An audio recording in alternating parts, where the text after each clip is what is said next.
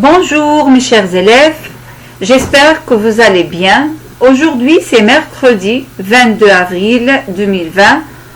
On aura la correction de la leçon de grammaire, le groupe complément d'objet indirect.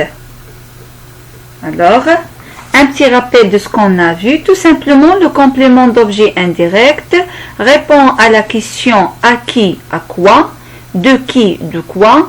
Elle est reliée au verbe par une préposition à, de, avec, etc.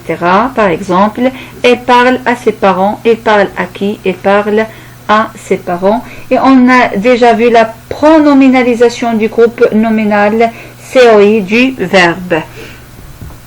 Alors la consigne, dans les phrases suivantes, un nom ou un groupe nominal est répété. Recoupez la deuxième phrase en supprimant la répétition.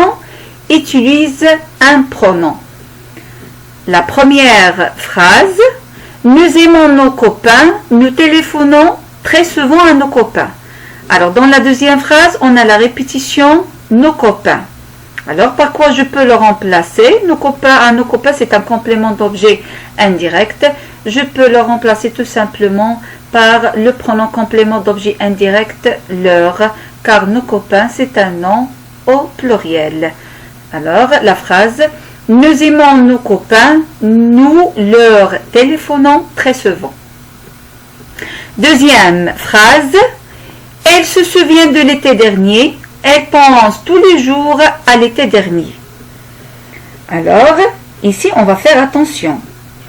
Car si on a le verbe penser à une personne, on va garder la préposition à. Mais s'il s'agit de choses, on va supprimer la préposition à. Et on va remplacer le groupe nominal complément d'objet indirect par le pronom est, placé avant le verbe. Regardez bien, placé avant le verbe. Elle se souvient de l'été dernier, elle y pense tous les jours. Alors, l'été dernier, il y pense tous les jours. Troisième phrase. Ils pensent à leurs amis, ils se souviennent de leurs amis. Alors, on va éviter la répétition de leurs amis ici. Alors, s'il s'agit de la préposition de ou bien des apostrophes, s'il s'agit de personnes, on va remplacer le groupe nominal complément d'objet indirect par les pronoms lui, elle, eux ou elle de pluriel placés après le verbe. Alors, qu'est-ce qu'on va dire? Ils pensent à leurs amis, ils se souviennent d'eux. Quatrième phrase, ce garçon lui a fait du mal, mais elle pardonne à ce garçon. C'est très facile.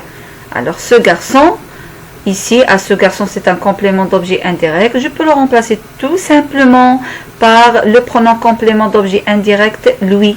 Ce garçon lui a fait du mal, mais il lui pardonne. Cinquième phrase, les oncles de Marie-Lise sont en Amérique. Elle écrit à ses oncles.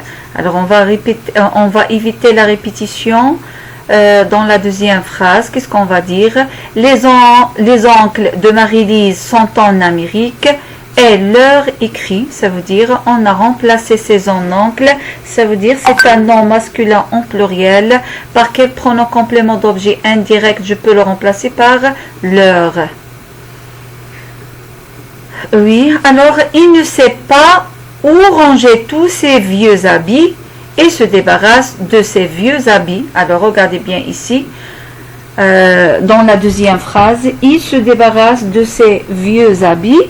Alors on va éviter la répétition de ses vieux habits. On a déjà dit qu'on va garder la préposition de ou bien des apostrophes s'il s'agit de personnes. Mais ici, il s'agit de choses. Ça veut dire, on va supprimer la préposition de. Donc, on va le remplacer par le pronom en placé avant le verbe. la réponse et ne sait pas où. Alors ici, j'ai oublié l'accent. Où ranger tous ces vieux habits et s'en débarrasse. Regardez bien, on a remplacé, on n'a pas gardé la préposition de. Alors on a supprimé la préposition de et on a remplacé par le pronom en placé avant le verbe.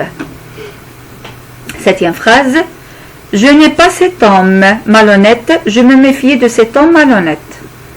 Alors, ici, je dois garder la préposition de et je remplace cet homme malhonnête par lui. Je n'ai pas cet homme malhonnête, je ne me méfie de lui. Ça y est, c'est compris? La dernière phrase. Connaissez-vous Paris? Nous parlons souvent de Paris. Alors, connaissez-vous Paris?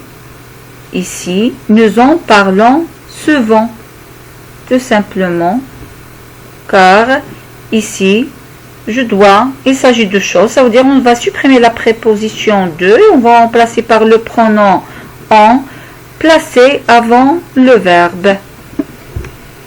Donc, c'est la fin de cette séance. J'espère que vous avez bien compris cette leçon. N'hésitez pas de réviser la règle.